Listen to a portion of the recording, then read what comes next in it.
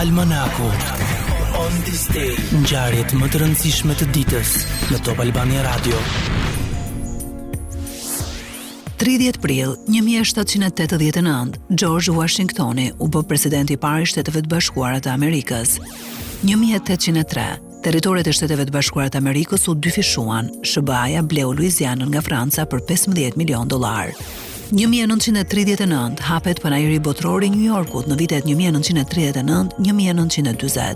Ishte panajiri i dytë më i shtrenjtë në botë amerikan i të gjitha kohërave. Shumë vende të botës morën pjesë dhe mbi 45 milion njerëz morën pjesë në ekspozitat e saj në 2 sezone.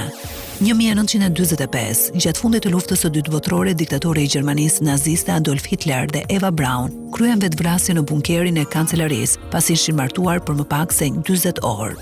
1948 në Bogota të Kolumbisë është themeluar Organizata e Shteteve Amerikane. Ajo kishte si qëllim solidaritetin dhe bashkëpunimin midis shteteve anëtare të saj brenda hemisferës perëndimore. 1975 një sit ushtarake të Vietnamit Verior hyn në Pallatin e Pavarësisë në Saigon. Kjo ngjarje shënoi fundin e luftës së Vietnamit. 1989 ndron jetë në moshën 60 vjeçare Sergio Leone. Leone ishte një regjisor, producent dhe skenarist italian.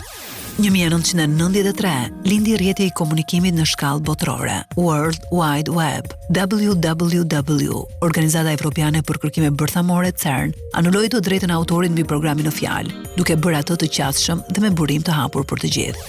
2008, 2 mbetje skeletore të gjetura afër Jekaterinburg, Rusi, janë konfirmuar nga shkencëtarët rusë, janë eshtrat e Aleksej dhe Anastasia, 2 nga fëmijët e carit të fundit të Rusisë, e gjithë familja e të cilët u ekzekutua nga bolshevikët.